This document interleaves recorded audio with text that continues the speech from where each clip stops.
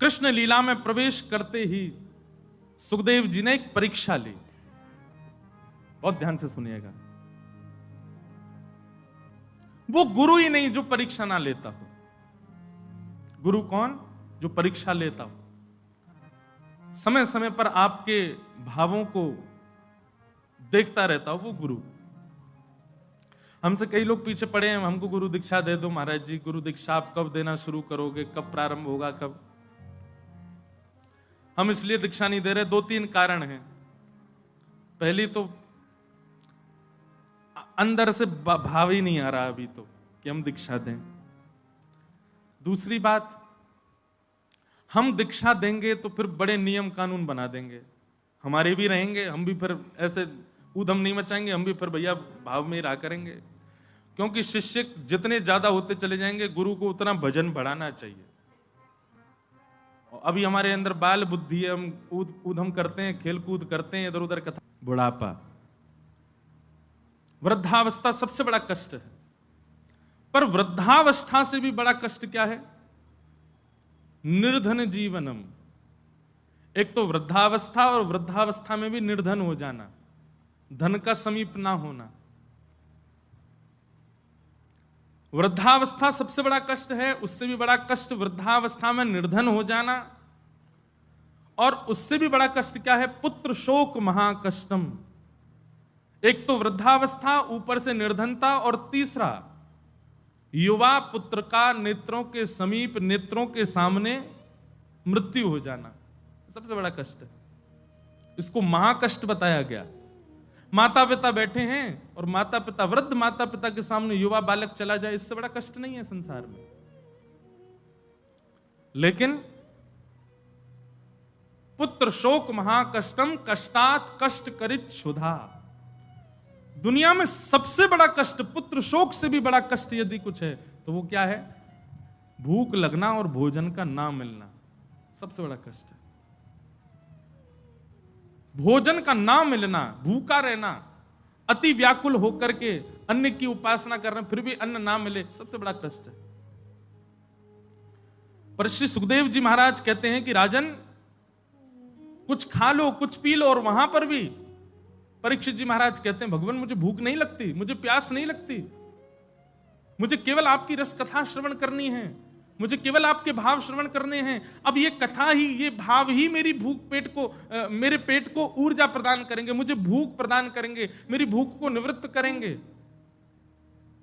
अब सामान्य अन्न की उपासना, अन्न की इच्छा नहीं है मुझे, आप कृपा करके केवल कथा रसामृत पिलाओ।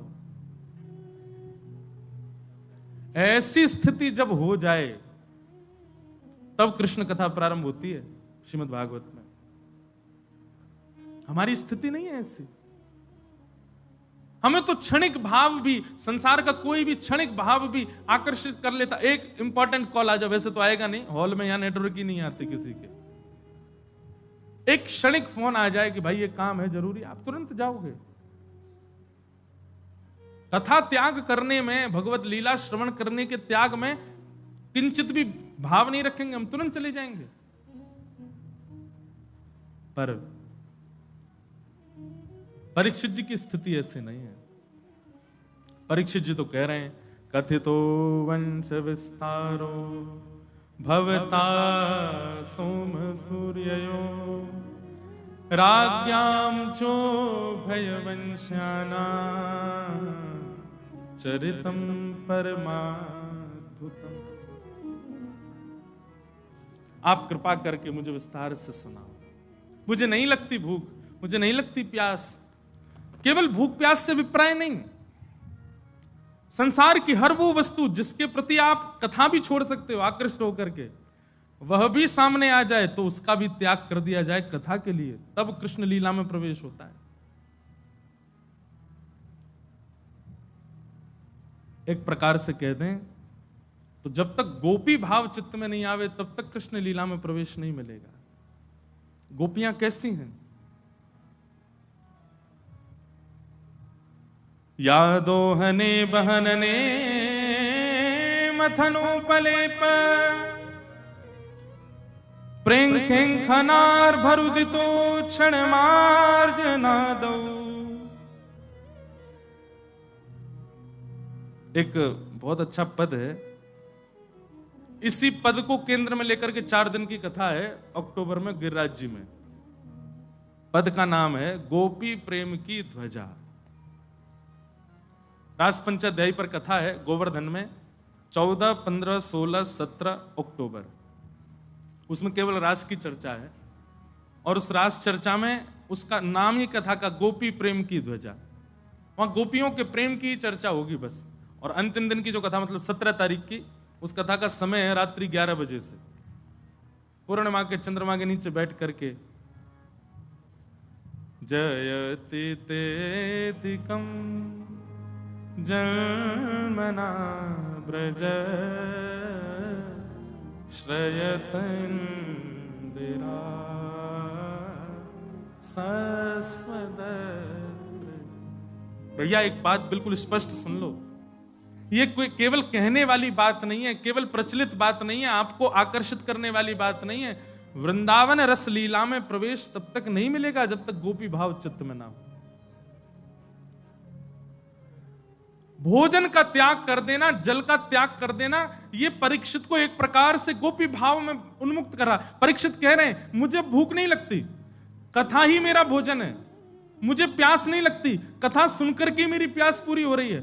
सुखदेव जी, परीक्षित तो ये तक कह देते मुझे निद्रा भी नहीं है। आप जब कथा सुनाते हैं तो मुझे ऐसा लगता है कि इससे बड़ा विश्राम मेरे लिए कोई नहीं है। क्षमा करना, कथा सुनकर के थकान लगती हो, कथा सुनकर के भूख लग जाती हो, और सबसे बड़ी बात कथा में नींद आ जाती हो, तो समझ जाओ भी गोपी भाव चित्त में ही नहीं। दूर रहो, कृष्ण लीला से तो बहुत ही दूर रहो।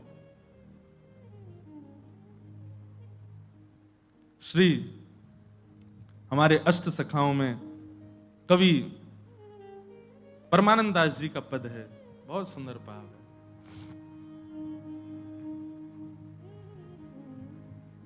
गोपी, परमानंद दास जी कह रहे हैं,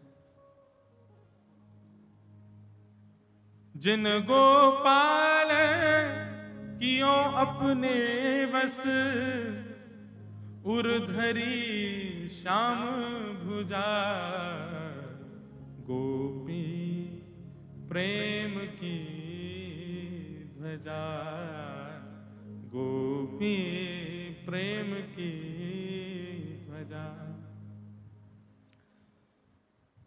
अभी हम ठाकुर जी के अधीन है। मैं कथाओं में कहा करता हूं कि भजन कैसा हो कि ठाकुर जी हमारे अधीन है गए।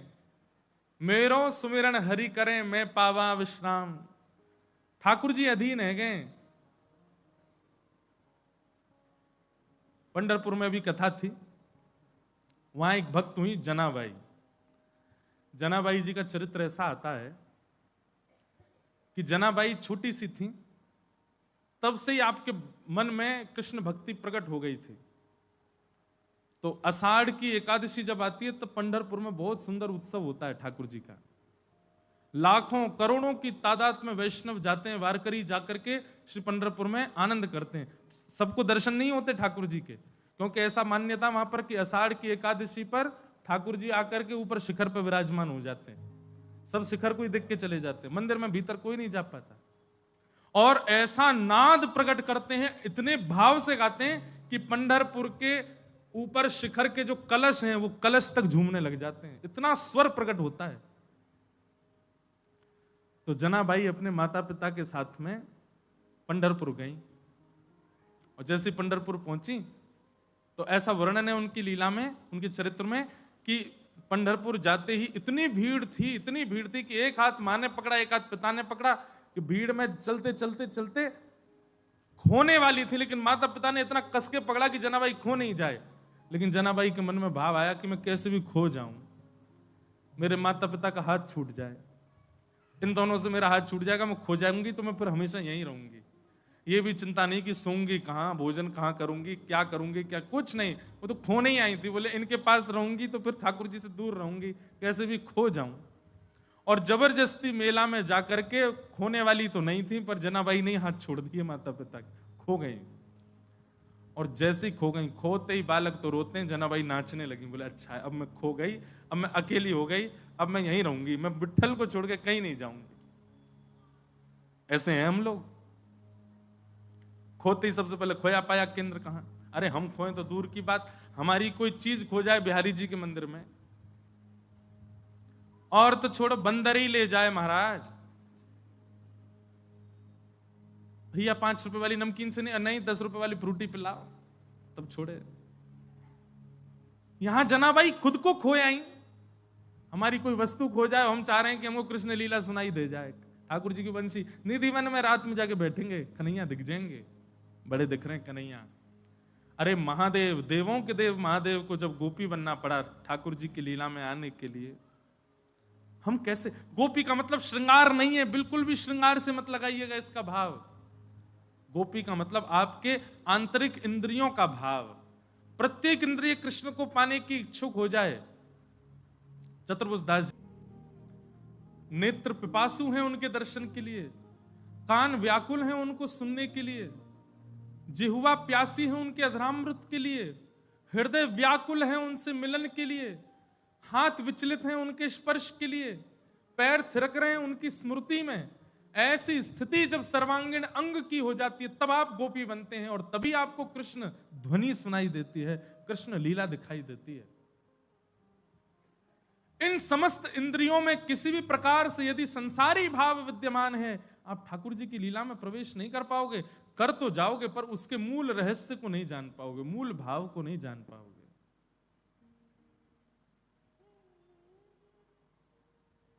जनाबाई माता पिता का हाथ छोड़ दिया, खो गई, लाखों की भीड़ में जाने कहां चली गई। अब एक बात और है, पुत्र खोया होता तो माता पिता ज्यादा प्रयास करते, पुत्री खोई तो माता पिता ने भी ज्यादा प्रयास नहीं किया। दुर्भाग्य है माता पिता का। जनाबाई जैसी भक्ता को उन्होंने ढूंढा ही नहीं, खो गई, थोड़ा इधर उधर जना जना जना करके चिल्लाते रहे। थोड़ी देर बाद पिताजी बोले नहीं मिल रही, चलते हैं वापस। आप कहां ढूंढे लाखों की भीड़ में? छोटी बालिका, कहीं ऐसा नहीं हो लोगों के हाथ पांव के नीचे। अब पुराने जमाने की बात छोड़ गए। जनाबाई तो नाच रही हैं, नृत्य कर रही हैं। अब मराठी अभंग तो आते, इतना प्यारा अभंग है जनाबाई का। वहां श्री चंद्रभागा जी के तट पर बैठ करके श्री पंडरीनाथ भगवान का स्मरण करती हैं। एक अभंग याद है, जनाबाई का नहीं है, एकनाथ जी का है। एकनाथ जी कहते हैं, माझे माहिर पंढरी आहे भीवरे चाटे। रुक जाओ भैया, माझे माहिर, माहिर कहते हैं माइका। जनाबाई को आके किसी ने पूछा कि हे जनाबाई, तुम्हारे माता पिता कहां हैं, तुम कहां की रहने वाली है, बालिका अकेली कहां घूम रही हो? तो मानो एकनाथ जी के भाव से कह रही हूं कि यही मेरा मायका। माझे माहिर पंढरी आहे भीवरे चातिरी। भीमा नदी कहते हैं चंद्रभागा जी को, उनके तट पर जो विराजमान पंढरपुर, यही मेरा मायका है।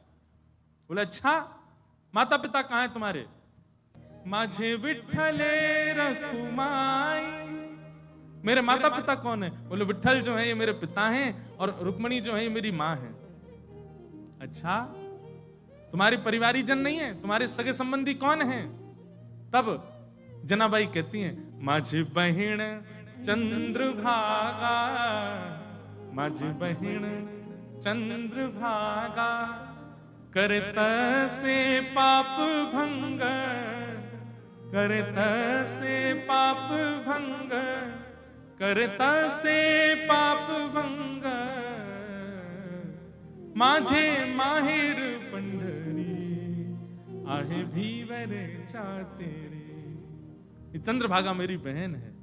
और ये जितने भी साधु महात्मा संत जो विठ्ठल विठ्ठल विठ्ठल कह करके गा रहे हैं, नाच रहे हैं, उछल रहे हैं, यही सब मेरे भाई बंधु हैं, यही सब मेरे परिवार हैं। इस प्रकार से कह करके पंढरपुर को ही अपना सर्वांगीण मान लिया, सब प्रकार से यही मेरे हैं। ऐसी जनाबाई।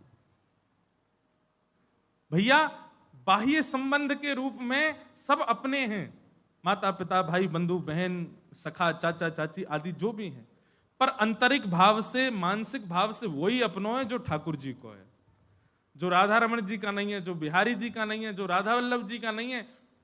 वहां से केवल हमारा बाह्य संबंध है, आंतरिक संबंध नहीं है हमारा।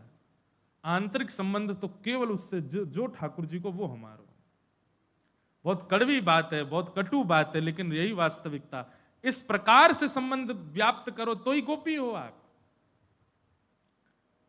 जाके सिर पर नित्य उर्ध्वपुंड विराजमान, गले में कंठी विराजमान, नित्य राधा वल्लभ जी की मंगला करे, नित्य बिहारी जी को दर्शन करे, रसिक जनन की सेवा करे, वही से हमारा कोई संबंध है, वही हमारो है। तो श्री परीक्षित जी महाराज की स्थिति कैसी हो गई? अब ना भूख है, ना प्यास है, ना सोने की इच्छा, ना कोई और इच्छा, बस अब एक ही इच्छा है, कथा ही मेरे सर्वांगीण रसों को पूर्ण कर रही है, कथा ही मेरी सर्वांगीण इंद्रियों को तृप्त कर रही है। आप तो कृपा करके वही कृष्ण लीला सुनाओ, उसी से ही मेरा अब शरीर पोषित हो रहा है, कथा पोषण बन जाए, अमृत तुल्य कर्ण रंध्र से प्रविष्ट होकर के मानो आपकी सर्वांगीण भावनाओं को पूर्ण करे। ऐसी स्थिति जब हो जाए तब कृष्ण लीला प्रारंभ होती है। तब कथामृतम तप्त जीवनम। हे नाथ, अब तो केवल कथा ही मेरा सर्वांगीण सर्वस्व बन चुकी है, कथा से ही मुझको पोषणता का अनुभव होता है। आप तो कृपा करके मुझको कथा सुनाओ। बस इसी भाव को जान करके नाभा जी ने भक्तमाल जी में नवदा भक्ति के 9 आचार्य बनाए। श्रवणम कीर्तनम विष्णु स्मरणम पाद सेवनम अर्चनम वंदनम दास्यम सख्य आत्मनिवेदनम। नवदा भक्ति में प्रथम भक्ति जो श्रवण भक्ति है, उस श्रवण भक्ति के आचार्य के रूप में इसी बात को सुनकर के नाभा गोस्वामी जी ने कहा, श्रवण भक्ति के आचार्य कौन है? श्री सुखदेव जी महाराज। श्रवण रसिक कहीं सुने ना परीक्षित से, जो पान हूं करत लागी कोटि गुण प्यास है। 6वें छंद में श्री नाभा जी कहते हैं, बोले कैसे हैं? बोले पान हूं करत लागी कोटि गुण प्यास है। पीते भी जा रहे हैं, कथा सुनते भी जा रहे हैं, पर ज्यों ज्यों कथा सुनते हैं त्यों त्यों प्यास बढ़ती जा रही है, कम नहीं हो रही है। ऐसे कई लोग हमारे परिचय के हैं, अभी भी खूब कथा सुनते हैं, पर उनकी इच्छा पूरी नहीं हो रही है, और सुननी और सुननी, वहां भी सुननी। अब हम इतनी पिला रहे हैं, हम भी इतनी कथा कह रहे हैं, हमारी भी इच्छा पूर्ति नहीं होती। आराम के लिए एक दिन भी मिल जाए, उसमें भी कोई कह दे कि महाराज जी वहां एक दिन का समय दे दो, भग जाते हैं। माता जी घर के सब लोग कहते हैं एक दिन तो आराम कर। मैंने कि पता नहीं क्यों कथा 4 घंटा बैठ के जो आराम मिलता है बोलने में, वही आराम लगता है, अब उसके अलावा आराम ही नहीं लगता। वैसे ताली बजवाने के लिए नहीं बोला था मैं केवल बता रहा था। कल का ही दिन था हम पे खाली, कल भी एक वैष्णव आए, बोले हमारे यहाँ महाराज जी उत्सव में थोड़ी देर, कहे तो बहुत दिन से रहे थे, पर एक ही दिन खाली था, करेंगे थोड़ी देर की चर्चा करेंगे। ऐसी स्थिति हो जाए, कृष्ण तन कृष्ण मन कृष्ण ही हमारो धन, आठों याम ऊधो में कृष्ण ही सो काम है। कृष्ण ही सब कुछ है, बस कृष्ण के अलावा और कोई स्थिति हमको अब सुधार नहीं सकती। बहुत प्यारा भाव है।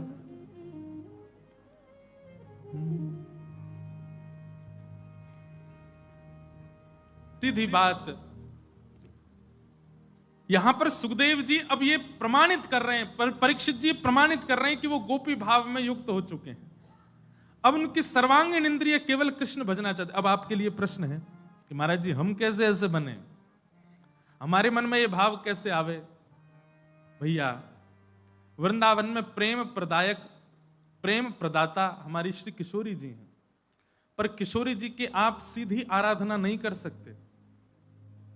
ठीक है, कई भाव बताए जा रहे हैं, कई भाव कहे जाते हैं संत महापुरुषों के द्वारा, पर अंतरंग निकुंज की बात यदि पूछो तो सबसे पहले तो भैया यहाँ के जो हम बात बताते हैं, ब्रज में प्रवेश करती सबसे पहले रज को प्रणाम, दूसरी बात यहाँ के वृक्षों को प्रणाम, तीसरी बात ब्रजवासियों को प्रणाम, चौथी बात श्री यमुना जी को प्रणाम, और 5वें हमारे वृंदावन के पंचायतन श्री गोपेश्वर महादेव को प्रणाम। कम से कम इन 5 दिनों तक जो ये लीला श्रवण करने के लिए यहाँ बैठे हैं, वो सब तो इसका पालन करें। सुबह उठते स्नान ध्यान करते सबसे पहले भूमि को प्रणाम करो, ब्रज को प्रणाम कर आओ। उसके बाद वृक्ष, किसी भी वृक्ष को, जो वृक्ष आपको दिखा अनुकूल, उसको हृदय से लगा करके उसको प्रणाम कर लो। तीसरी बात, किसी ब्रजवासी को, जो ब्रजवासी दिख जाए सबको वंदन कर लो, हाथ जोड़ के प्रणाम कर लो। हमारी क्या, हमारे हम परिचित ब्रजवासी मिले उसी को जय जय करते हैं, राम राम करते हैं। अरे जो मिल जाए महाराज, ठाकुर जी की लीला भी आगे सुनाई देगी। ठाकुर जी कैसे हैं? नंद भवन से निकल जाते हैं सुबह सुबह तैयार है कि महाराज टिप टॉप बन के, ये बढ़िया घुंघराले केशन को बांध करके, और मार्ग में जो मिल जाए वही से कहें भाभी जी मैया बुला रही है आपको तो घर पे, कोई परिचय नहीं है, जान पहचान ही नहीं है, गोपी कोई मिल जाए बोले मैया बुला रही, बाट दिख रही, सवेरे ते आपकी इंतजार में है, जल्दी जाओ घर पहुंच जाओ। संत महात्मा महापुरुष कोई भी वेदज्ञ ब्राह्मण आदि दिख जाएं, उनके पास जावें, अरे आप यहां डोल रहे हो, ठाकुर जी का स्वभाव। और नंद बाबा सवेरे ते आपकी प्रतीक्षा कर रहे हैं। अब वो सामने वाले संत महापुरुष सोचे नंद बाबा हमको जानते हैं, ठाकुर जी अरे आपको जाने ना है, खूब बढ़िया थे जाने, मैया ने 56 भोग बनाए आपके काजे, जल्दी जाओ घर पहुंच जाओ, वहां पे बाट नहीं आ रहे हैं बेचारे बाबा हमारे सवेरे से भूखे बैठे हैं, आप पाओगे आपके बाद पाएंगे, जल्दी पहुंच जाओ। ठाकुर जी सबको भेज दें घर। संज्ञनिडम शशि जलद्विजकंटकेभ्य, बड़ी मधुर लीलाएं हैं ठाकुर जी की। सबको वंदन करते, सबको प्रणाम करते हैं। एक प्रकार से जिस ब्रज में ठाकुर जी जैसे रहे, ब्रज में वैसे ही रहना चाहिए, ठाकुर जी जैसे रहे। सबसे पहली बात, ठाकुर जी ने पादुका नहीं पहनी वृंदावन में। आज भी बिहारी जी को देखो, राधा रमण जी को देखो, आपको पादुका दिखती है? नहीं दिखेगी। राधा वल्लभ जी को पादुका दिखती है? शीतकाल में मोजा जरूर पहना देते हैं, लेकिन ठाकुर जी पादुका नहीं पहनते, निरावृत चरणों से ही घूमते हैं वृंदावन में। कम से कम ये नियम बनाओ, जिनका अखंड ब्रजवास हो गया उनके लिए ये बात नहीं, पर जो 2-4 दिन के लिए वृंदावन आते हैं, 1 दिन के लिए आते हैं, पादुका पहनो ही मत, वृंदावन में ही मत पहनो, पूरा वृंदावन मंदिर है, मत पहनो। और अगर ऐसा कुछ है रोगग्रस्त हो, ये वो उन सब के लिए तो है ही नहीं, जो परिपूर्ण रूप से फिट हैं, वृंदावन में पादुका मत पहनो। हमारे श्री जी महाराज, आप जब भी वृंदावन आते थे, वृंदावन ब्रज भूमि की सीमा जैसी प्रारंभ होती, पादुका गाड़ी में ही उतार देते, और वृंदावन में आते ही सबसे पहले गाड़ी खोल के प्रणाम करते, फिर बिना पादुका के रहते जितने दिन वृंदावन में रहते। उनके मन में ऐसी भावना थी। ऐसा कोई वाद्य नहीं है, कोई जबरदस्ती नहीं बोल रहे हैं कि आपको ये नियम धारण करना ही है, पर उनकी भावना ऐसी थी कि भैया जा भूमि पे हमारे नंद नंदन निरावृत चरणों से बैठे हैं, हम वहां पादुका क्यों पहने। और भलिया आपका ही फायदा है, गाड़ी में ही रहेगी पादुका, तो चोरी भी नहीं होंगे, खोएंगे भी नहीं, मन में ये ग्लानी भी नहीं होगी, बताओ पादुका खो गई हमारी। अनावृत चरणों से रहो। अरे भैया केवल परिक्रमा मार्ग में नंगे पांव से क्यों घूम रहे हैं? क्योंकि वो शुद्ध मार्ग है, वो पवित्र मार्ग है, वो परिक्रमा मार्ग है, पूरा वृंदावन परिक्रमा मार्ग है, पूरे वृंदावन में निरावृत चरणों से रहो। जरूरी नहीं है केवल ये जो परिक्रमा है हमारे वृंदावन की, यही करवे से वृंदावन परिक्रमा। आप वृंदावन में कहीं भी डोल रहे हो, छठी किरा से लेकर के कहीं जमुना जी तक कहीं भी जा रहे हो, सबरी परिक्रमा है, सब जगह एक जैसी रहो, एक ही भाव में रहो। तो पंचायतन को प्रणाम करो, और सबसे विशेष वृंदावन की अधिष्ठात्री स्वामिनी जी हैं, किशोरी जी हैं, वे प्रेम प्रदान करती हैं। ललिता विशाखा सहित किशोरी जी का नित्य स्मरण करो, नित्य प्रणाम करो, नित्य वंदन करो, और वृंदावन के इन 5 भावों को प्रणाम करो। इन सबके भाव से मन में गोपी भाव उत्पन्न होगा। इंद्रियों में कृष्ण मिलन की एक प्रकार से कह दें तो कैसी उपासना, जैसे भूखे व्यक्ति को, प्यासे व्यक्ति को पानी की लालसा रहती है, ऐसी लालसा ठाकुर जी के लिए, दर्शन की ऐसी लालसा ठाकुर जी के लिए जब होती है, तब कृष्ण लीला में प्रवेश होता है। परीक्षित ने जब अपनी स्थिति बताई कि भगवान अब मुझे भूख नहीं है, प्यास नहीं है, अब मेरी सर्वांगीण इंद्रिय केवल कृष्ण भजना चाहती हैं, उन्हीं को सुनना चाहती हैं, मैं उन्हीं के भाव में, भावावेश में भाव निमग्न होना चाहता हूं, तब श्री सुखदेव जी महाराज कहते हैं कि नैषाति दुस्सह छुन्मान तत्योदमपि बाधते पिबन्तं त्वन्मुखाम्भोज च्युतं हरिकथामृतं पिबन्तं त्वन्मुखाम्भोज च्युतं हरिकथामृतम्। परीक्षित जी कहते हैं भगवान, आपके मुख से जो श्रीमद् भागवत की कथा, जो ये रस के बिंदु टपक रहे हैं ना, इन रस बिंदुओं से ही ना जाने अमृत तुल्य कार्य हो रहा है। मेरी समस्त इंद्रियां शांत होती जा रही हैं, मेरी समस्त इंद्रियों को ठौर मिलती जा रही है। अब ऐसी स्थिति हो गई है कि बस अब भटकाव नहीं है, अब और कुछ नहीं चाहिए, कृपा करके आप केवल कृष्ण लीला में मुझे प्रवेश कराओ। तब सुखदेव जी कहते हैं, सम्यक व्यवसिता बुद्धि तब राजर्षि सत्तम वासुदेवैक निलय वासुदेवैक कथायां ते यज्जाता नैष्ठिकीरति। सुखदेव जी कहते हैं, परीक्षित, सम्यक व्यवसिता बुद्धि तव राजर्षि सत्तम। अब ऐसा लगता है कि तुम्हारी बुद्धि जो है वो व्यवस्थित हो चुकी है। नियम जानने की अभिलाषा, क्रम जानने की अभिलाषा, जप जानने की अभिलाषा, यज्ञ करने की अभिलाषा, अन्य अन्य अभिलाषाएं चित्त में प्रकट हो रही हैं, तो समझो कि अभी भी बुद्धि व्यवस्थित नहीं हुई है। लेकिन जैसे ही कृष्ण श्रवण करने की, लीला श्रवण करने की स्थिति प्रकट, और कुछ नहीं, बस लीला सुननी है, भाव सुनना है, तब श्री सुखदेव जी महाराज कहते हैं, अब तुम्हारी बुद्धि व्यवस्थित हुई है। सम्यक व्यवस्थिता बुद्धि। अन्य अन्य साधन करने की अभी अभिलाषा मन में प्रकट हो रही है, तो इस वक्त अभी भी मन में भटकाव है, बुद्धि में स्थिरता, अस्थिरता नहीं है, अस्थिर है बुद्धि। लेकिन जैसे मन में आ जाए, बस अब और कुछ नहीं चाहिए, बस हमको ठाकुर जी की लीला श्रवण करा दो, ठाकुर जी की कथा श्रवण करनी है, उनका भाव श्रवण करना है, जैसे ये भावना चित्त में प्रविष्ट हो जाए, बस समझ जाओ अब ठाकुर जी चित्त में आ गए, आपकी बुद्धि व्यवस्थित हो चुकी है। या फिर ऐसा कहो, आपकी बुद्धि को, आपके मनस्त को ठाकुर जी जब स्वीकार कर लेते हैं, तब आपकी सब जगह से भटकाव खत्म हो जाते हैं। सारी क्रिया, सारे कर्म, सारे क्रियाकलापों से मन हट करके केवल और केवल ठाकुर जी को श्रवण करने का ही रहता है।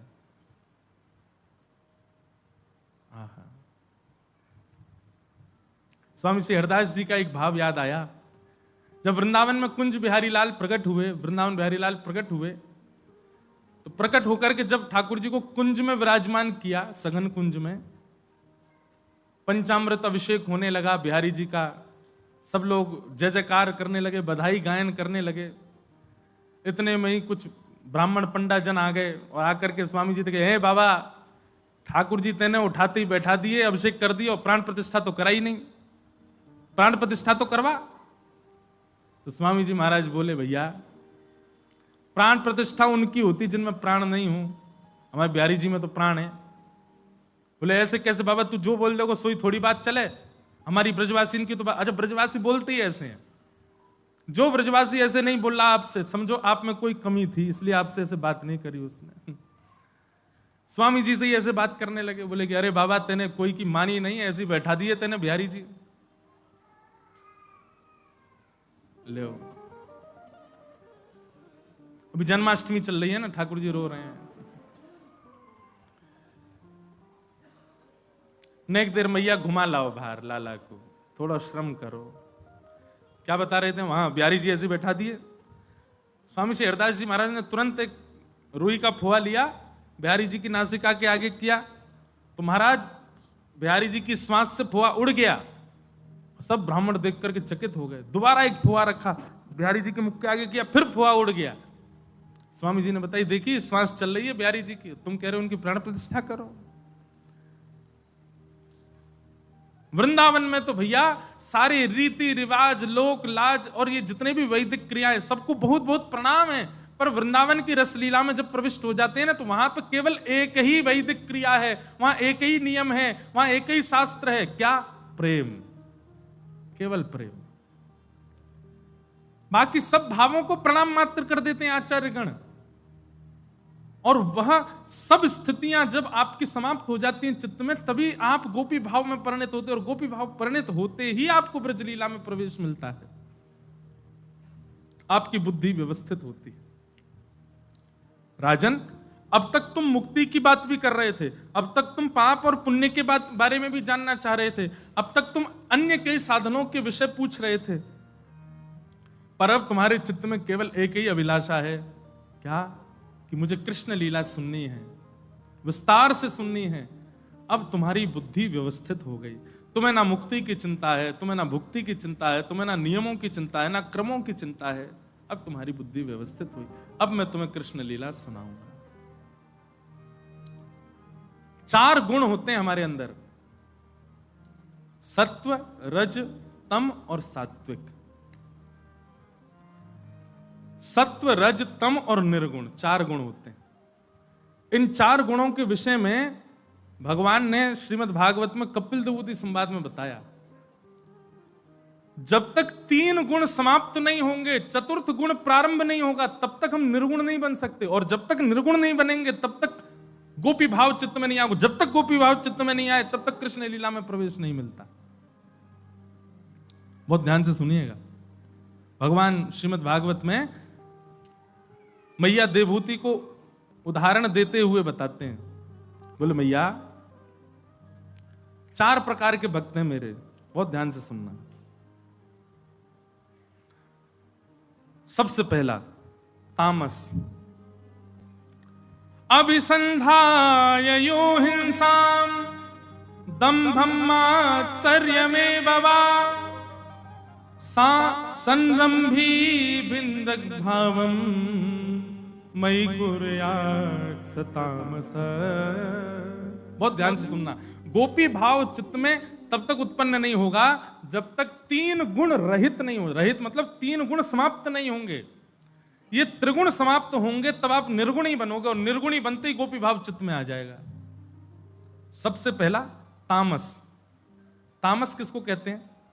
भगवान कपिल कह रहे हैं, बोले जो मेरी आराधना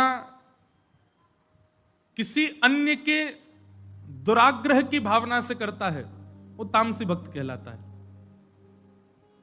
मतलब आप आराधना भगवान की इसलिए कर रहे हो कि किसी का बुरा हो, ऐसे भक्त को क्या कहते हैं?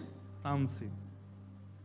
आप नाम जप इसलिए कर रहे हो, अनुष्ठान इसलिए कर रहे हो, हिमालय की यात्राएं, देवी देवताओं को प्रणाम इसलिए कर रहे हो कि हमारे पड़ोसी के बालक ज्यादा बढ़िया हो गए, हमारे भी बढ़िया हो जाएं। मन में ये भावना तो है कि हमारे बढ़िया हो, पर यह भी तो भावना है कि उसके ज्यादा बढ़िया हो, उससे बढ़िया हो। तो ये तामसी भाव है। इस भावना से की जाने वाली भक्ति तामस गुण को कहलाती है। आपने देखा किसी को कि भाई कोई रोज बिहारी जी जाता है और बिहारी जी नित्य जाने वाले के ऊपर इतनी बड़ी कृपा हो गई कि महाराज उसके अब धन धान्य खूब होने लगा। अब उसके धन धान्य को देख करके आपके मन में भावना आई कि बिहारी जी की कृपा है गई है, आप हम भी जाएंगे। ये तामस भक्त का लक्षण है। उसको जैसी पता चलती है कि ठाकुर जी अनुग्रह कर रहे हैं, तब वो ठाकुर जी के समीप जा रहा है। तामसी भक्त का गुण है। भगवान कहते हैं मुझे बिल्कुल प्रिय नहीं है। बोले मैया तामसी भक्त मेरे सामने आ जाता है तो मैं जितना हो सकता उतनी नजर छुपाता हूं उससे, लेकिन भगवान कहते हैं नित्य आता है, रोज आएगा, तो फिर मैं उसको दे दा करके छुट्टी करता हूं। ले तू मेरा पीछा छोड़, ले कर अपने काम जो तुझे करने, पर यह मुझे प्रिय नहीं है। लेकिन एक बात सुनिएगा, कई लोगों के मन में ये भावना आ सकती है कि पीछे पड़े रहेंगे तो बिहारी जी काम तो बनवा ही देंगे ना, फिर भले बिहारी जी हमें ना पूछें, हमको क्या। इस प्रकार की साधना करके कोई कहे 21 दिन ये कर लो, 15 दिन ये कर लो, ये कर लो, ये काम बन जाए। काम तो बन जाएगा, वो काम बनेगा कैसे? भगवान पीछा छुड़ाएंगे आपको काम पूरा करवा के, ले भग यहां से, ले जा अपनी 2 तो चाहिए। लेकिन उस क्रिया से क्षणिक सुख तो मिल जाएगा, कुछ दिन बाद दुखी जरूर हो जाओगे। केवल बिहारी जी इसलिए गए कि हमारे घर में एक संतान हो जाए, एक पुत्र आ जाए, और उसके लिए लगे महाराज बिहारी जी नित्य जा रहे हैं, हर शनिवार आ जाते हैं बिहारी जी पर, ये बिहारी जी वो बंगला बनवा दिया, ये करवा दो। कामना बिहारी जी नहीं है, कामना कोई और है। वस्तु तो मिल जाएगी, पर क्षमा करना, हम कान पकड़ के क्षमा मांगे अगर किसी ने पहले ऐसा किया हो, वो कहे यार हम तो किए थे। उस वस्तु से आप सुखी नहीं रह पाओगे, भले ही मिली ठाकुर जी से। आजकल इसका प्रचलन बहुत चल गया है, इतना ये कर लो, इतनी संख्या के ये पाठ कर लो, इतने ये कर लो, यहाँ पे धागा बांध दो, यहाँ पे जे कर आओ वो कर आओ, मनोकामना पूरी हो जाएगी। मनोकामना पूर्ण हनुमान जी, मनोकामना पूर्ण मैया जी, मनोकामना पूर्ण शंकर भगवान। यहाँ पे ये कर दो, नारियल पानी चढ़ा दो, ये हो जाएगा, बिल्व पत्र चढ़ा दो, उस पर काली मिर्च डाल दो। मनोकामना पूरी तो हो जाएगी पर उससे प्रसन्न नहीं रह पाओगे, क्योंकि आपकी भक्ति तामसी हो गई है। बहुत ध्यानपूर्वक सुनिएगा। तो तामस भक्त का, अच्छा यूं मत कहना कि महाराज जी खंडन कर रहे हैं, महाराज जी ने ऐसी ऐसी कही, नहीं। सब जगह जाओ, मैं खुद भी जिन जिन नगरों में कथा करने जाता हूं वहां के जितने देवालय में मैं भी खुद प्रणाम करने जाता हूं, पर कामना से नहीं। हनुमान जी का मंदिर है तो देख जाए, ए पवन पुत्र हनुमान कैसे हो, ठीक हो, भोजन पानी बढ़िया चल रहा है, सब सेवक अर्चक बढ़िया प्रेम से आते हैं, बढ़िया भोग लगा रहे हैं, आप भी कृपा करो, आपकी भक्ति के एक बिंदु हम पर पड़ जाए तो आप जैसे भजन हमारे भीतर भी आ जाए, ये कामना जरूर रहती है, कोई सांसारिक कामना नहीं। तो तामसी भक्त का लक्षण क्या है? वो दूसरे से पैज करके कि उसने ऐसा किया तो उसको ये मिला, अब मैं भी करूं तो मुझे भी प्राप्त होगा, इस भाव से जो भजन करता है वो तामसी भक्त कहलाता है। भगवान कहते हैं मुझे प्रिय नहीं। दूसरा भक्त कौन है?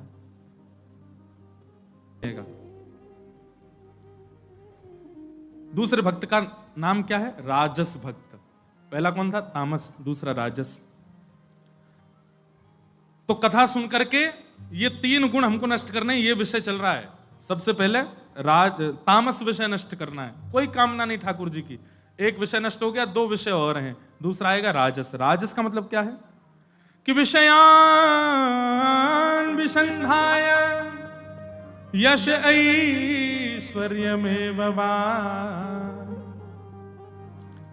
यश, ऐश्वर्य, कीर्ति और संसारी विषय। ठाकुर जी कोई एक काम दे देते हैं हम लोग जाकर के, और काम नहीं देते, सौदा करते हैं ठाकुर जी के साथ। कैसा सौदा? हमारा जे काम आपने कर दिया तो हम आपके लिए ये कर देंगे, आप हमारा ये काम करवा दोगे तो हम आपको इस चीज का भोग। ठाकुर जी को लोभ दे रहे हो आप।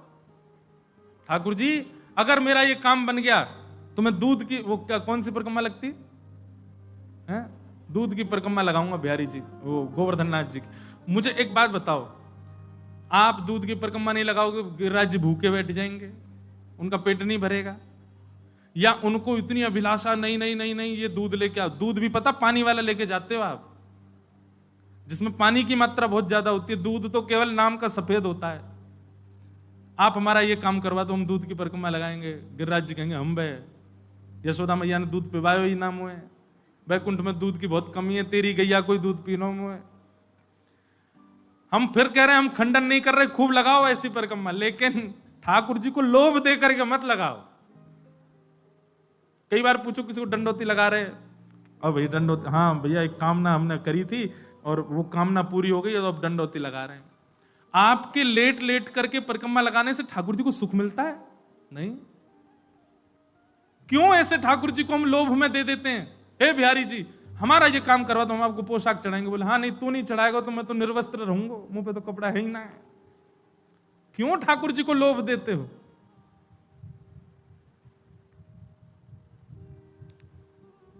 ये तो स्कूल में हम करते थे, तू मेरा होमवर्क कर दे मैं तुझे ये खिला दूंगा, तू मेरा ये काम कर दे मैं तुझे कर दूंगा।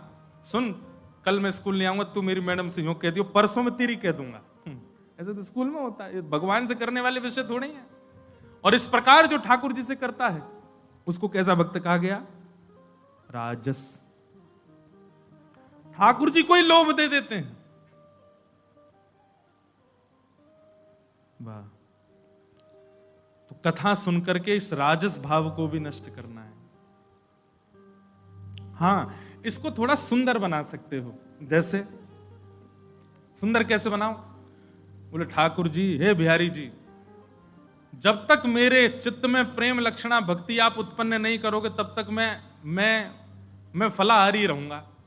आप मेरे चित्त में पहले प्रेम लक्षणा भक्ति प्रकट करो, मेरे नेत्र आपके दर्शन के लिए व्याकुल रहें, कान आपकी कथा के लिए व्याकुल रहें, चित्त सदैव ये रहे कि बस आप मिल जाओ, आप हृदय से लग जाओ, आप दिख जाओ। ऐसी स्थिति मेरी जब तक नहीं बनेगी मैं फलाहार ग्रहण करूंगा, मैं अन्न खाऊंगा ही नहीं। हाँ, ऐसा जरूर कह सकते हो आप ठाकुर जी से, क्योंकि बदले में आप ठाकुर जी को लोभ तो दिए, लेकिन बदले में आप ठाकुर जी को लोभ किस चीज का दिए हो? उनके प्रेम का दिए। प्रेम के लोभी हैं ठाकुर जी।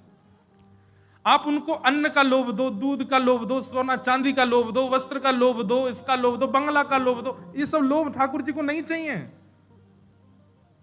ठाकुर जी को ऐसा कह दो, हे नाथ मेरे चित्त में ऐसा प्रेम प्रकट कर दो, इतना भाव प्रकट कर दो, मुझे किसी में दोष ही नहीं दिखे। आपने यदि ऐसा कर दिया तो फिर मैं जाऊंगा सुदामा कुटी में जाकर के जितने संत सबका झरा भंडारा करूंगा। ठाकुर जी को ऐसे लोभ दो तो ठाकुर जी प्रसन्न हो। लेकिन जैसे ही आप सांसारिक संपदा के लोभ ठाकुर जी को देते हैं, आप राजस भक्त होते हैं। और भगवान कहते हैं मुझे बिल्कुल प्रिय नहीं राजस। गोपियां भी देती हैं लोभ ठाकुर जी को मक्खन का, भुजा में मक्खन लेकर के बाहर निकाल के कर देती हैं। ठाकुर जी जैसे देखते हैं, राह जाते हुए ठाकुर जी की नजर पड़े, जैसे मक्खन देखें सोई गोपी के लाला इतकुआ यहाँ पे आ। सो ठाकुर जी चले जाएं, ठाकुर जी तो जीभ से अपने होठ चाट रहे हैं, मक्खन को देखते जा रहे हैं। तभी गोपी कहती हैं लाला मक्खन खाए को? बोले हाँ खाऊंगा। और फिर मनमानी जो इनकी इच्छा होती है करवाती है। भीष्म पितामह कहते हैं भागवत में, ललित गति विलास वल गुहास प्रणय निरीक्षण कल्पितो रुमान कृतमनुकृत वत्य उन्मदान्धा प्रकृति मगन किलयस्य गोपवत्व। कृतमनुकृतवत्य उन्मदान्ध, बहुत ध्यान से सुनना। विष्णु पितामह कहते हैं, बोले यहां बड़े बड़े राजा, बड़े बड़े साधक, बड़े बड़े तपस्वी आपको अपने वश में नहीं कर पाए, और वो ब्रज की गोपियां नेक्से से माखन का लोभ दे देती हैं, और आप उस माखन के लोभ में जो वो कहती हैं सो कर देते हो। ठाकुर जी की कामर खो गई तो सूरदास जी का एक पद है, कामर कौन लई हूं सुमैया मोरी, एक कहो तेरी कारी कामर, सुर भी खाए गई हूं सुमैया मोरी। बहुत अच्छा पद है सूरदास जी का। तो ठाकुर जी कामर खोया है अपनी, खो के नहीं आए, एक गोपी ने चुरा ली। ठाकुर जी ढूंढने लगे मेरी कामर कहां गई। तो एक ग्वाला बोले लाला मुझे तो लगे तेरी कामर सुर भी खा गई थी, गैया खा गई है। दूसरा ग्वाला कहा बोलो, एक कहो तेरी कारी कामर, खिरक में भाज गई हूं सुमैया मोरी। मैया एक ग्वाला मुझे यूं कह रहो कि मेरी कामर जो है का वो तो खिरक, खिरक बोलते हैं, जैसे सघन कुंज है, गैया जहां विराजे वो खिरक है, खिरक में भाज गई। मैया बोली हम तेरी कामर के पाम है भाज गई, जो दारी के खोया आया और झूठ बोल रहा है।